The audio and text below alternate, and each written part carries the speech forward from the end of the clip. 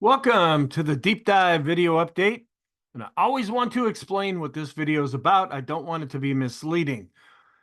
I look at hundreds and hundreds of charts every day and every week, and not all those charts are speaking to us right now, but some of them are.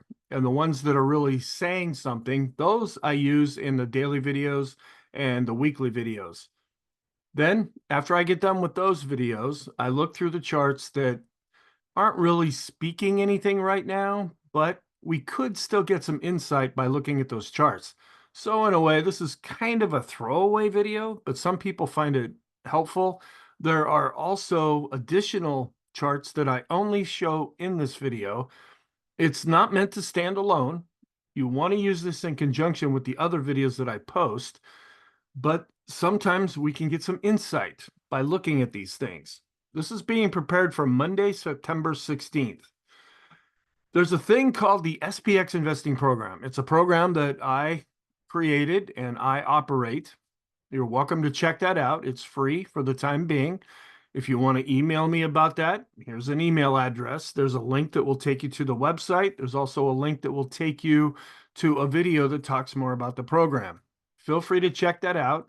No matter what time frame you are as an investor, short, intermediate, or long term, it might be a benefit to you. I've been doing it for decades, and now I'm teaching this to other people. Also, as I mentioned, the daily video is the real foundation of my analysis. Then I do a number of weekly videos.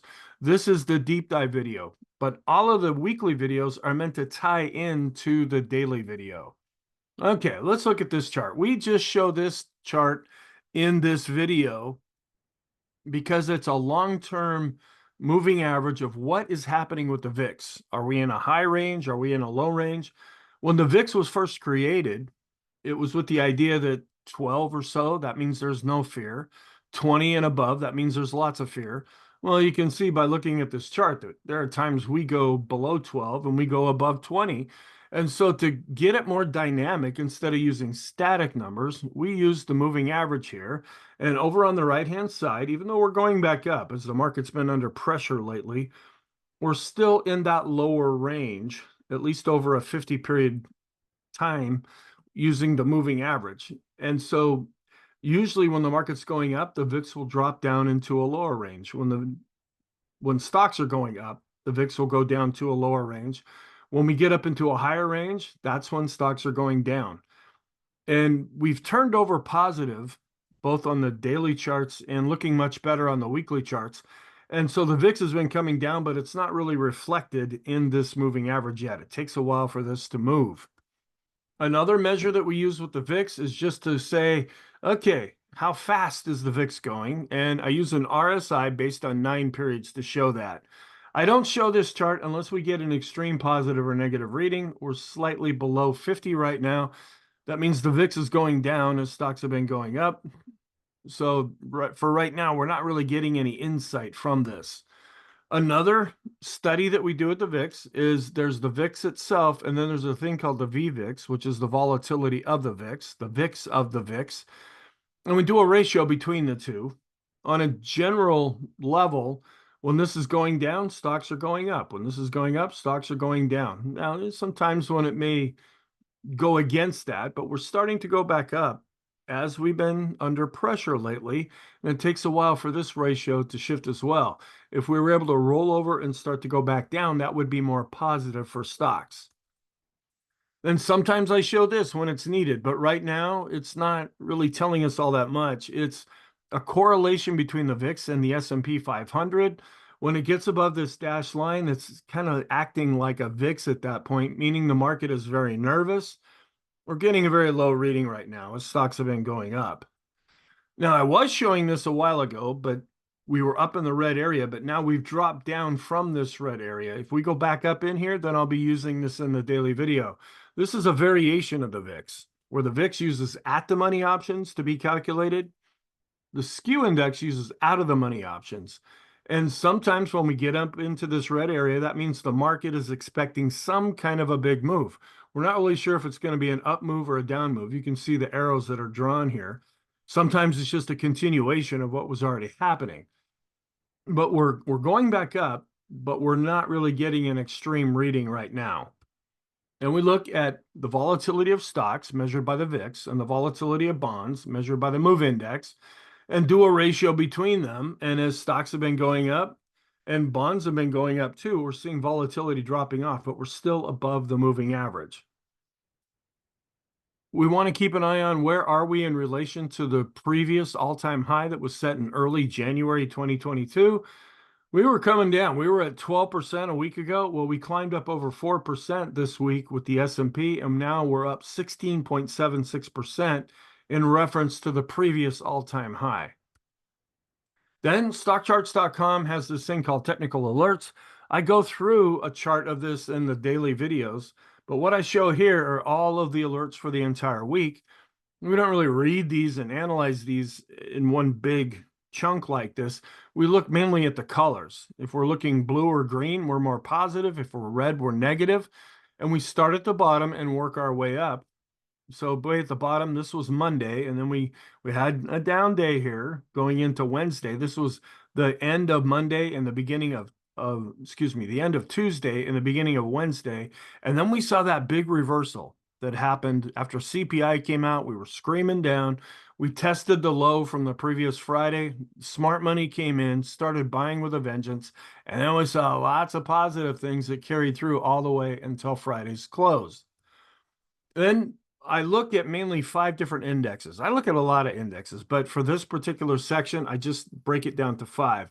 We look at the S&P, the Dow, the NASDAQ 100, the mid caps and the small caps, and then stockcharts.com tries to remove as much emotion as possible. And that's what technical analysis is supposed to do. You're supposed to look at what's happening with the chart and not do things based on how you feel. You're supposed to do things based on what you see. But again, you can take different folks and they could all look at the same chart and come with different conclusions. So they're putting their emotions into this. It may be skepticism, it may be confirmation bias, all kinds of things can play into that.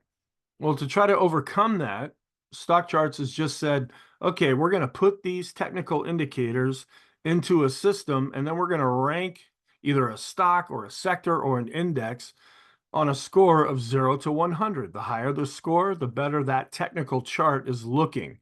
You may not agree with it, but it's what they come up with here. And then I rank them from the best looking chart all the way down to the worst looking chart. And coming in first place is the SPY. It did the best this past week. Now, there are 503 stocks in the S&P. It held up a little better when we were going down, and it's performing better at the mega caps because those are also included in the S&P. If they kick into gear in the semiconductor stocks, they really help the SPY to go higher as well. And it's looking more respectable now. It's coming in at 82.7. When this is really strong, we're going to see a score at 90 or above. And in second place are the QQQs.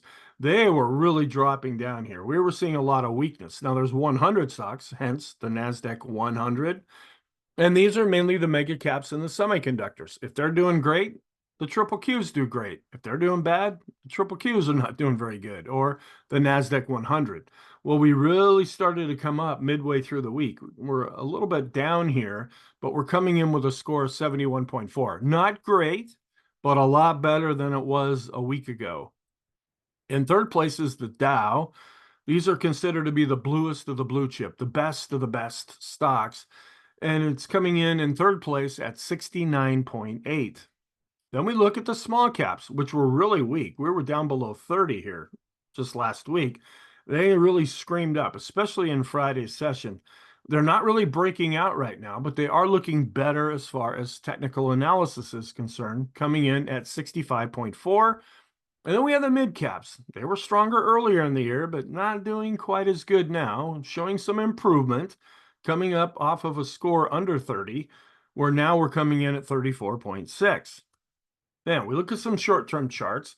This is a short-term rainbow, and I try to make it bigger in the screen here to give us a bigger picture look, going back a number of years, where we plot a 10-period moving average all the way up to a 50-period moving average, and we change the colors, and it looks kind of cool. And we had been dropping below the rainbow in the short term a week ago. Well, we were able to get back above that, and the longer we can stay above this and possibly set a new all-time high with the S&P, the more these lines will turn back up straighten out and show us more of an uptrend. If we do start to see some weakness, then these lines, which look kind of like spaghetti right now, are going to stay all jumbled up as the market tries to figure out what it's going to do. So the idea behind this chart is it just gives us a visual representation of the short-term time frame. And I have two other charts that go in conjunction with this. We also have a thing called the boom indicator, and sometimes this is in the daily video and sometimes it's not. I usually only show this when we're looking extreme. When you look at these charts up above here, you notice that sometimes we can get above or below a moving average. And the moving average acts like a magnet. It will pull price back to the moving average if we get too far away. And that's what the boom indicator tries to measure. And what we do is we measure the distance from the 20-period moving average, the 50, and the 200. And so this can be used like an oscillator. When we get too far away, now we're looking extreme positive. Well, even though we're improving, we're still under 100 here. And so we're not getting an extreme reading in the short term. We're seeing an improvement back above 0 in the 50, and we're going back up with the 200. So we go with this while it's moving up, or we go with it while it's going down. It's just when we get to an extreme reading, that's when we get a little bit cautious with this chart. Then I haven't been showing this lately. This is, I show the 20-period moving average study in every daily video. Those are stocks in the S&P above their 20-period moving averages. When we see a high number for that, that means most of the stocks are going up on a short-term basis. This is a variation of that where we measure, it's called a study, where we look at, okay, when we get above 70, that's showing good, solid momentum. Now we are improving, but we're not above that 70 level yet. Sometimes in the past where this chart has been helpful is that when we see a really negative reading, we get down below 10, and then really quickly after that, kind of like a breadth thrust for the NYSE, we shoot up and we have a reading over 70, and then you can see how the index performed after that. Well, I haven't been showing this chart because we didn't get an extreme negative reading. So we look at this and we see that it's improving, and if we do get above 70, that could suggest good strength, but we're not really using it for what this chart was designed to do. And intermediate term, here's another rainbow, going from 10 periods up to 100 periods. We didn't spend all that much time down inside the rainbow, and we were able to come back up. So the lines are still flat, even though they're kind of floundering a little bit here. Again, with the same premise that the longer we stay above this rainbow, the more these lines will straighten out and continue to go up. Then we were watching the 100-period moving averages, and we almost got down to that. You can see here where I'm pointing with the laser pointer. This was the big down day that we saw on Friday a week ago, and things were looking really negative at that time. Well, we were able to bounce back up. Well, then Wednesday came, and we were shooting to the downside, and we came back and basically tested this previous low. Right here is when a lot of buying came in. And then we started to come up out of that, but we never got down to the 100-period moving averages. We were watching that. We were wondering if that support level would hold. And you could say it did, but we never even came all the way down to that level. So this is more intermediate term to a little bit long term that we measure the trend with this. And this is still looking positive. And then the mass index. The way this works is when we go above the red dashed line and then the blue line, that's step 1 and step 2. And then when we come back down and we cross back below the red dashed line again, this indicator is suggesting that there will be a reversal. Well, we were going up at the time this signal was generated, and then we went sideways for a while, and then we broke to the downside. So this ended up being a pretty legitimate signal. We don't use this all by itself because it can give us some false signals. You can go back and look at other times when we saw the signal triggered.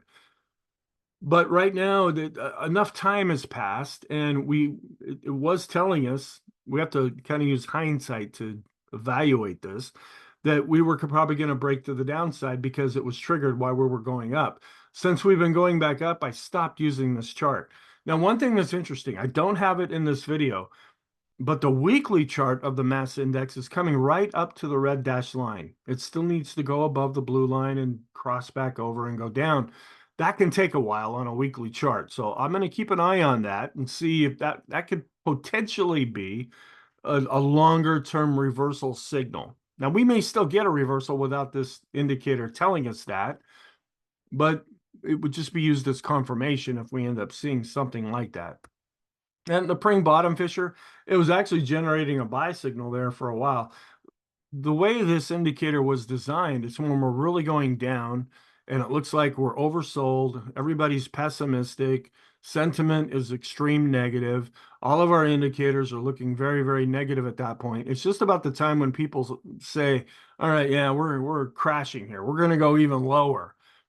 Well, this indicator tries to generate buy signals when those kind of things all come together.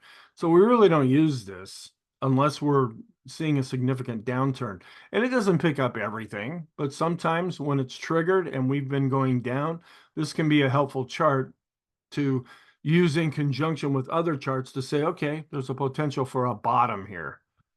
And then we have the CMB composite, which is supposed to be a standalone trading system with these lines going above and below each other. I don't use it like that. I use it like an oscillator. And even though we're going up, that's positive. We're not at this black line yet, so we're not getting an extreme positive reading. Then we want to keep an eye on how far away are we from the 200-day simple moving average. That's the long-term trend. If you notice, the other times we got up around this 15% level, that's when we saw a pretty good decline after that. Now, we're still far away from it, but the fact that we're green, that's positive because we're above the long-term moving average of 200 moving average study here. But if we do really start going up and we get near that 15% level, that's going to be a warning sign to us. And then this just measures, okay, how much have we climbed since we set those lows back in 2023? Because 2024 and 2023 are kind of going similar. It could always break out of that pattern. But if you remember back to late July, excuse me, late July into August of 2023, we were just screaming up. Everybody thought it's party time. The market's just going to go to the moon forever. That's when we topped out and we spent the fall until the end of October just going down something fierce. And we had a 10% decline. Well, this is the bottom that we hit back in October of 2023, late October. And then we started screaming up after that into the end of the year, into 2024. And then since that time, the S&P is up about almost 27%. Now, when we hit this top up here back in July of 2024, and then we started to go down, we were just about down 10%. And this is when the smart money started to come in and start buying, and that pushed us back up. So we want to keep an eye on this. So it's not really helping us at this particular time, but if we really go to the upside, I'll adjust all these things around here. And then if we do start to decline, we'll be watching that 10% because 10% is the definition of a correction. If we're at 10% or more, we're actually going into a correction phase rather than just a pullback or a shorter term decline. Connor's RSI, we use this like an oscillator, and it gyrates all over the place on a daily basis, but we watch for extreme negative readings, which we saw not so long ago, and we look for extreme positive readings as well. We're not getting that. We are positive since we're above the midpoint here. And then we use anchored moving averages. I have a number of different ones. Some are short term, some go all the way back to the COVID low, some go back to the previous all-time high. And we were coming down and breaking through some of these, and we actually found some support. This is just about that Friday when we were really going down. We were hitting this anchored moving average and then came up out of that. And we're above all these moving averages now.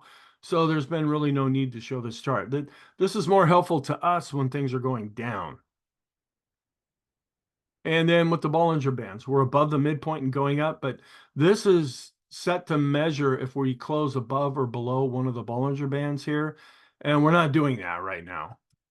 And the Ichimoku cloud, a lot of people use this. Really all this is some moving averages that are shifted forward. And when it's green, it's positive. When it's red, it's negative. But when we're above the cloud and coming down, this will quite often act as support. When we're below the cloud, which we can't really see here, and then coming back in, this can often act as resistance.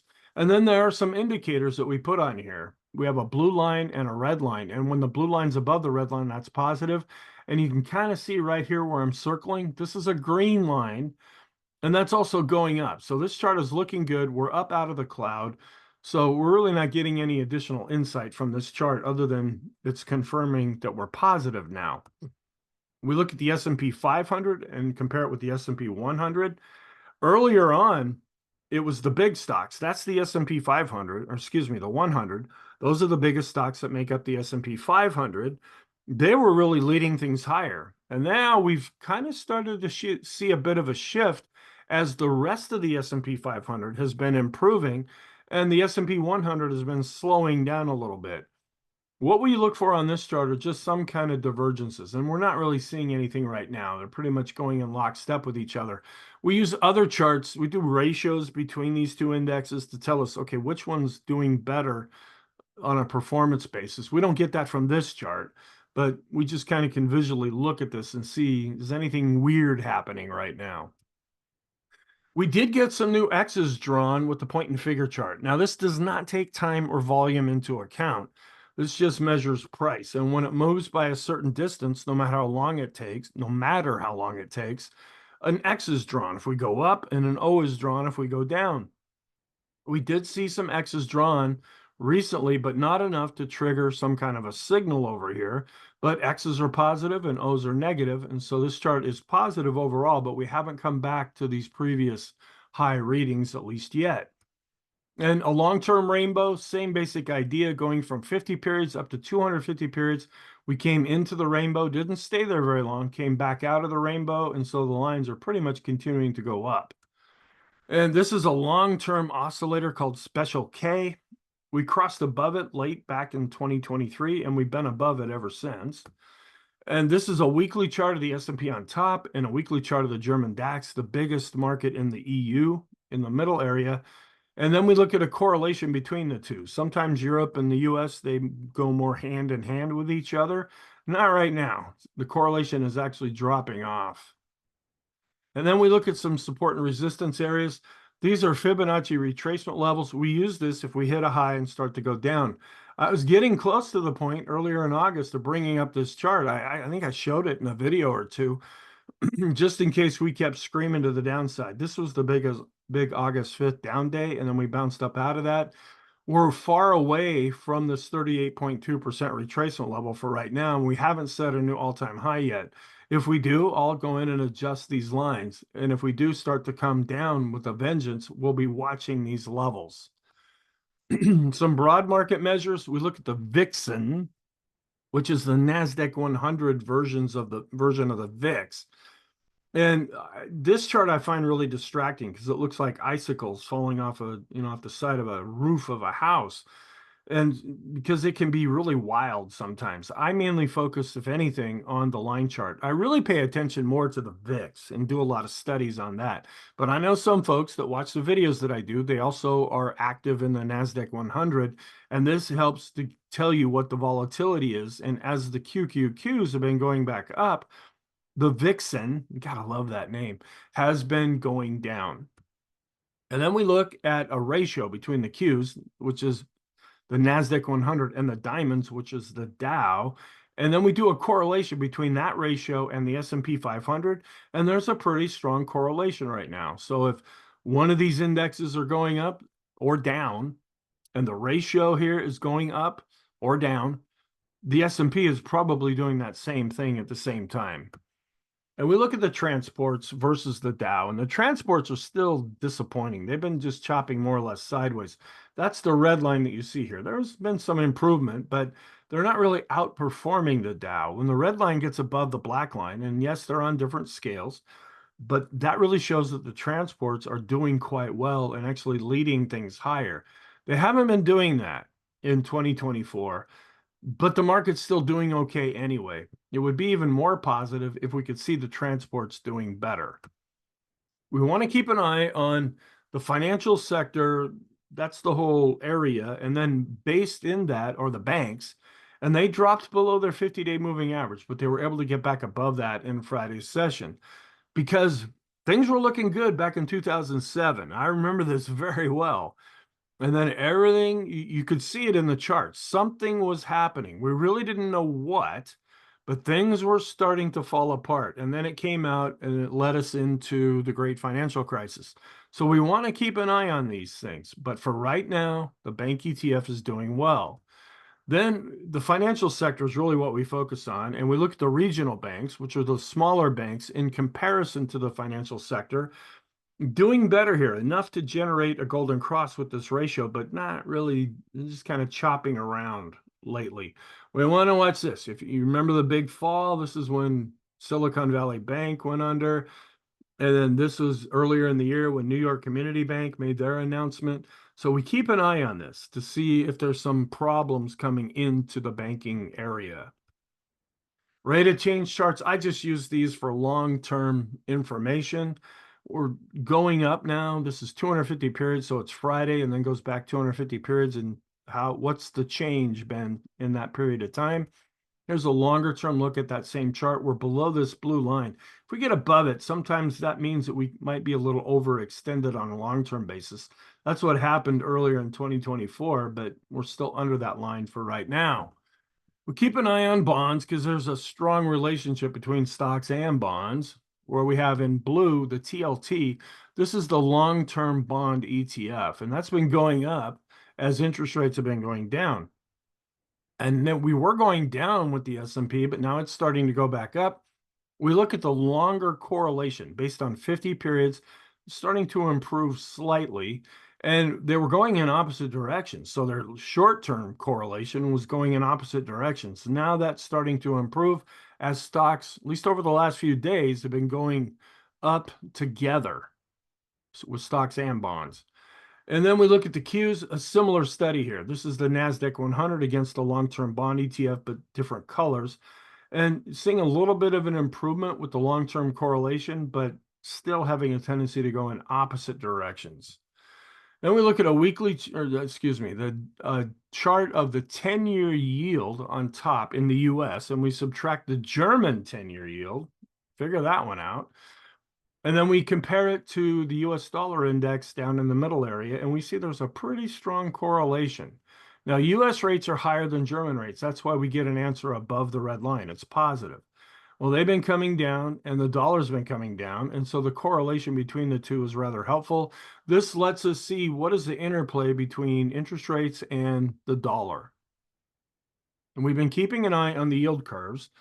And we do have the 10 to the 2. It was the first one to go inverted over 2 years ago. Well, another yield curve that a lot of people pay attention to is the 10 to the 3 month, and that's still inverted. We're down in the red area, and we've got a ways to go to get this back to being uninverted. But the 10 to the 2, it's back to being normal now. And a lot of folks, the world's going to end, the Fed's going to come in and start cutting rates, and stocks always crash when that happens. You have to know the context. Why are they cutting rates? At this particular time, and what the market's going with right now, is that we're going to have a soft landing. That could change.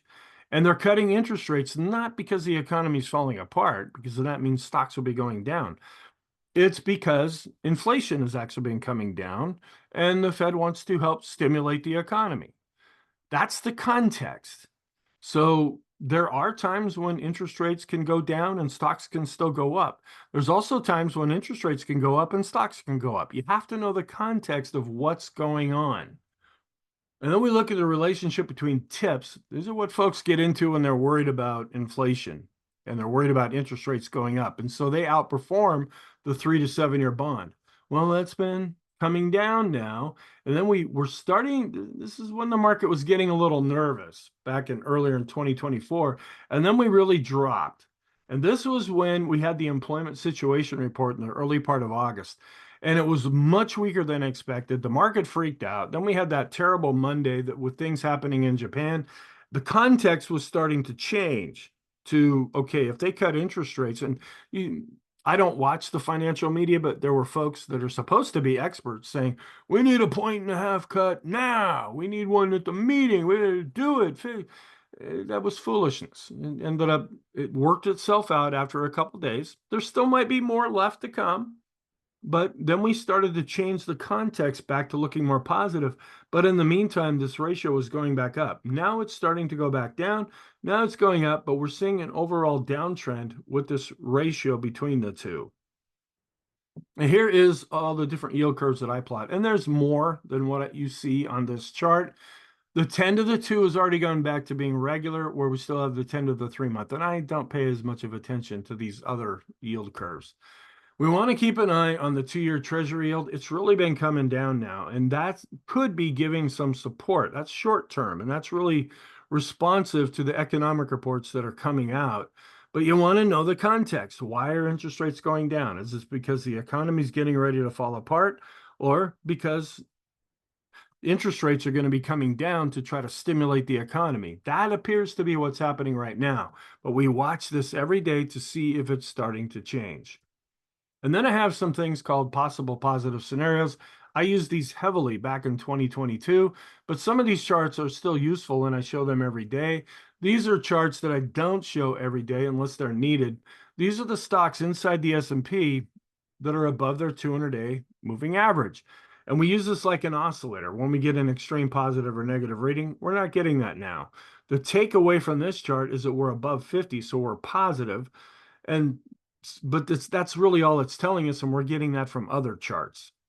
Then we do that same thing with the 50-period moving average. We're above 50, but we're not extreme right now. And we also do that same study with the mid caps, looking more positive, and with the small caps, also looking a little more positive. So thank you. I really hope you found this helpful. Please feel free to check out the other videos. I think you might find everything together that I do gives you a pretty good big picture look at what's happening. I hope you're having a very nice weekend, and I will talk to you in the next video.